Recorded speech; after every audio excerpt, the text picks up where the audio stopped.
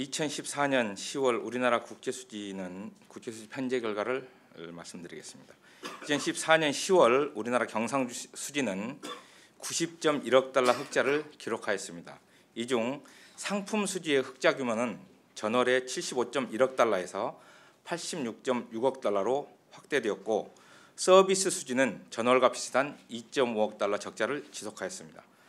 본원소득 수지의 흑자 규모는 배당 지급의 감소 등으로 전월에 6.1억 달러에서 9.7억 달러로 확대되었으며, 이전 소득 수지는 3.6억 달러 적자를 시현하였습니다.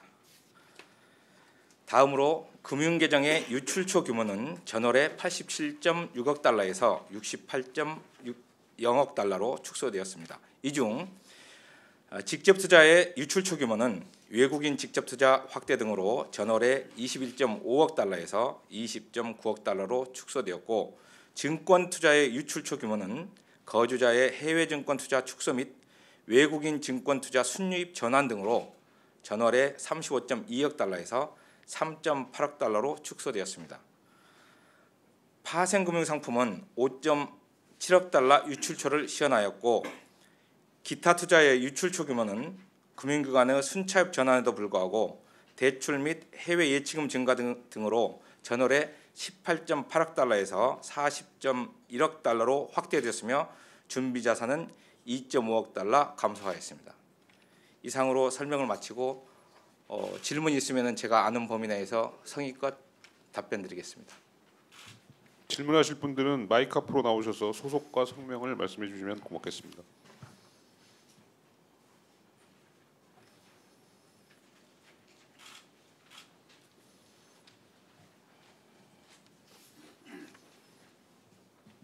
네, 연합뉴스 박초롱입니다. 그 엔화 약세가요, 일본이라든지 대일본 수출이나 전반적인 수출에 어떤 나타나는 영향력이 있는지, 어떤 영향을 주고 있다고 판단하시는지 궁금하고요. 그다음에 수출 국제수지상 수출 감소폭이 보니까 한 5년 만에 가장 큰 폭으로 벌어졌는데, 그거에 대해서 왜 그렇게 됐는지 원인에 대한 설명을 좀 부탁드립니다. 네, 감사합니다. 엔화 약세 부분에 대해서는 제가 얘기할 입장이 아니라고 생각을 합니다.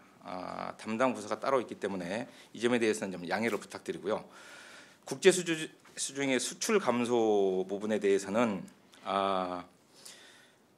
수출 감소폭이 이렇게 크게 나타난 점에 대해서 일부 우려할 수 있는 부분이 있는데요. 여기 이 중 우려해야 되는, 우리가 좀 주의 깊게 봐야 되는 부분은 작년에 좋았던 가공무역이나 중개무역이 좀 작년만 못하다는 그런 점에서는 우리가 유의될 필요가 있는 점이 있겠고요. 다만 이 중에 상당 부분이 선박 수출 실적의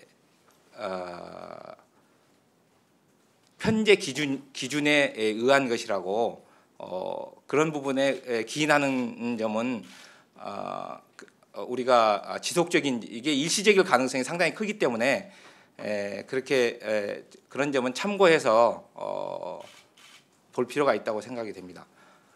내용은 그 수출에 지금 통관 실적이 2.3% 증가했었던가요? 그런 것에 비해서 저희가 지금 8.2% 감소하는 걸로 그렇게 나타난 건데, 났는데 그 주 요인이 선박을 통관에서는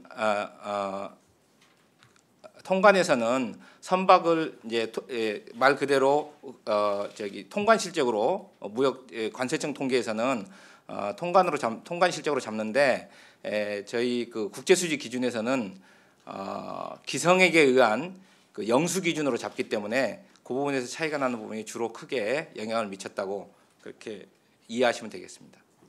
다음 질문. 네, 머니투데이 권다희라고 하는데요. 수출이 그 선박 개상 관련한 문제 때문에 좀 이렇게 감소했다고 말씀을 하셨는데, 그 선박과 관련한 그 액수 규모가 어느 정도 되는지, 그러니까 지난해와 비교했을 때 좀 감소폭이 큰 것 같아서요. 그리고 두 번째는 수입도 좀 큰 폭으로 감소했는데, 수입이 감소한 건 어떤 부분이 제일 영향이 큰지 궁금합니다.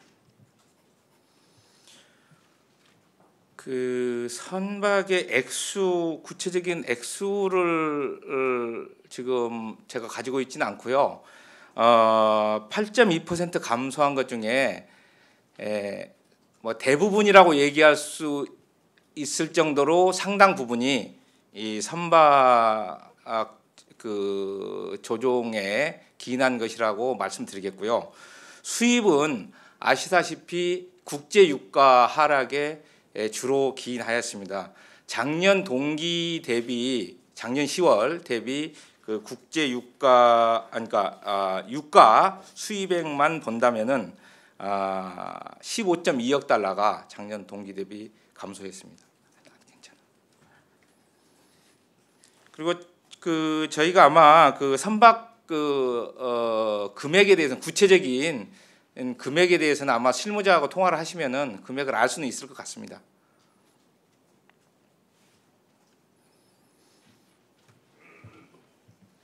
예, 저 연합인포맥스의 오진우 기자인데요. 그 선박 수출을 제외하고 나면 아마 2.7% 정도 감소라고 제가 아침에 설명을 잠깐 들었었는데 그래도 역시 2.7% 마이너스인데요, 수출이. 네네. 그런 부분들에 대해서는 뭐 그 가공무역 때문이라고 말씀을 하시던데 네네. 그 가공무역 관련한 통계들 좀 자세히 어떻게 되는지 좀 설명을 해주실 수 있는지 부탁드리겠습니다. 그거는 제가 뭐 여기서 숫자로 얘기. 예, 맞습니다. 예, 국제수입팀장 노충식입니다. 그 관련된 사항은 가공무역 수출입에 대한 거는 저희들이 공표를 하고 있는 내용은 아니고요.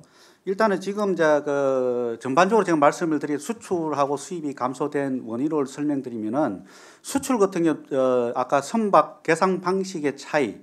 적자의 통과는 신고 기준입니다. 신고 기준은 뭐냐면 수출한다고 신고하고 하는데 실제 소유권 이전은 그때 신고할 때 이전이 되는 게 아니고 실제 배를 인도할 때 이제 이 소유권 이전이 됩니다. 그래서 선박의 어떤 대금 영수 기준으로 저희들이 이제 계상을 하고 있는데요.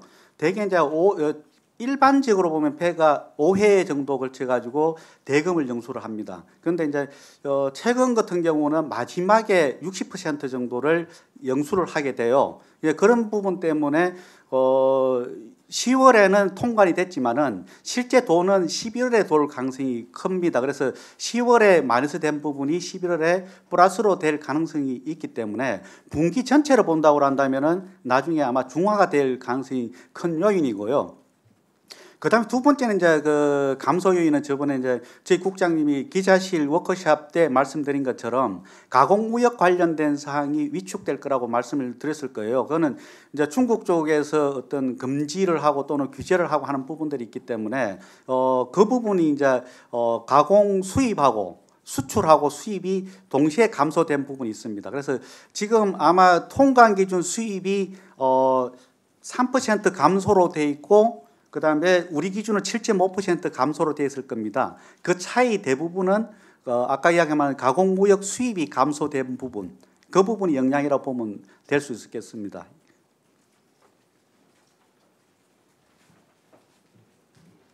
네, 저 블룸버그 통신 서은경 기자인데요.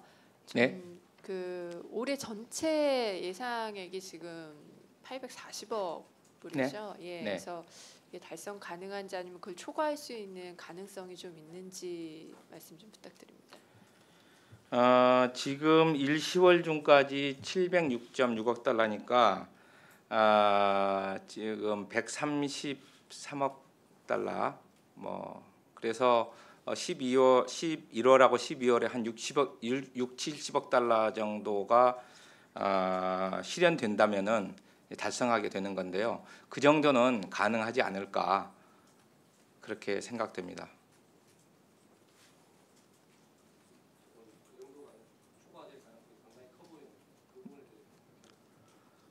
초과될 가능성도 있다고 생각합니다.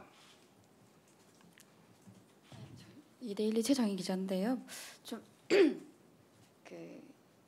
근데 초과 규모라기보다도 그건 이제 어차피 우리가 뭐 목표를 세운 거랄지 아니면은 뭐 그런 게 아니고 전망한 거기 때문에 뭐 전망한 거가 뭐 그렇게 비슷하게 실적이 나오고 있다. 뭐 그런 오차가 이제 뭐 플러스 방향으로 나느냐 마이너스 방향으로 그게 그렇게 크게 중요하거나 뭐 그런 것 같지는 않고요. 뭐 우리가 그걸 뭐 수출 실적을 뭐 달성하기 위해서 우리가 목표를 뭐 세우고 뭐 그런 건 아니기 때문에요. 예, 말씀하시죠. 통관 수출입이 좋더라도 그 국제 수지만 오면은 수출입이 마이너스거나 감소하잖아요. 이게 그 오늘 선박 같은 건 특이 요인이라고 쳐도 가공무역 감소나 이런 건 구조적인 문제일 텐데. 네. 그러면은 이제 상품 그때 국장님이 워크숍에서 말씀하신 상품 수지는 감소할 가능성, 본원 소득 수준이 늘어날 가능성 이렇게 말씀하셨잖아요. 네. 그럼 전반적으로 지금은 막 경상 수지가 사상 최대라고 하지만, 그러니까 장기적으로 봤을 때 경상 수지 자체 규모가 줄어들 가능성이 없는 건지 좀 궁금합니다. 그러니까 방금 말씀하신 데 답이 있는데요. 상품 수지가 줄어들더라도 본연 소득 수지가 늘어난다면은 거기에 뭐 전체적으로는 변화가 없을 수도 있고 뭐 늘어날 수도 있고 감소할 수도 있고 뭐 그런 거고요. 이게 상품 수지가 늘어나는 거하고 상품 수지의 변화하고 서비스 수지의 변화가 또 연동돼 있고 그래서 그건 종합적으로 봐야 되는 거고요. 그때 이제 말씀드린 거는 가공무역이나 중개무역의 여건이 작년보다 예전보다는 좋지 않다, 나빠지고 있는 방향으로 가고 있다. 그리고 반면에 본연소득 수지는 우리나라 직접 투자나 이런 것들이 증가하기 때문에 본연소득 수지의 여건은 좋아지는 방향으로 가고 있다. 그걸 이제 말씀드렸고요. 전반적으로 흑자 기조는 당분간 유지될 것으로 봅니다.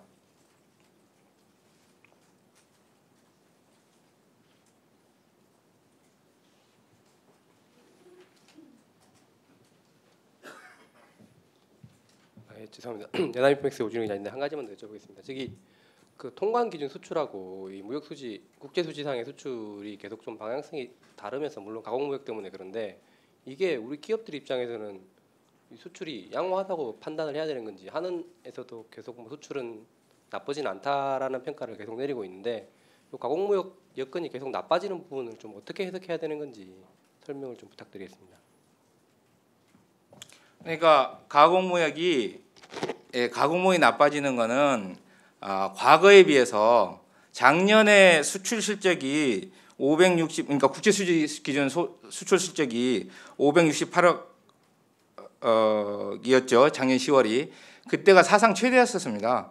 근데 그 이후에 가공무역 같은 뭐 중개무역을 포함해서 여건이 나빠지고 있는 것이 사실이고요. 그건 아까 이제 노 팀장이 얘기했듯이 이 중국에서 수입 대체 산업 같은 것을 추진하고 있고 그러면서 가공무역에 대한 제한을 자꾸 하고 있고 그러면서 우리 여건이 이제 나빠지고 있는 거고요.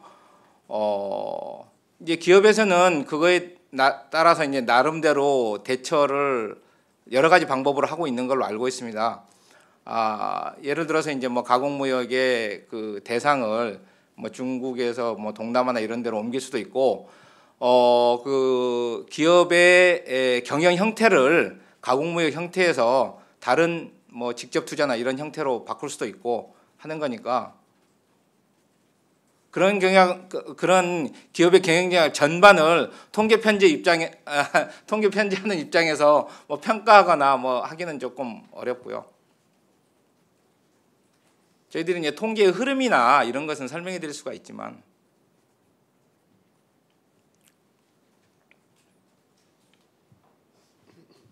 더 이상 추가 질문이 없으면 이상으로 기자 설명회를 마치겠습니다. 네, 감사합니다.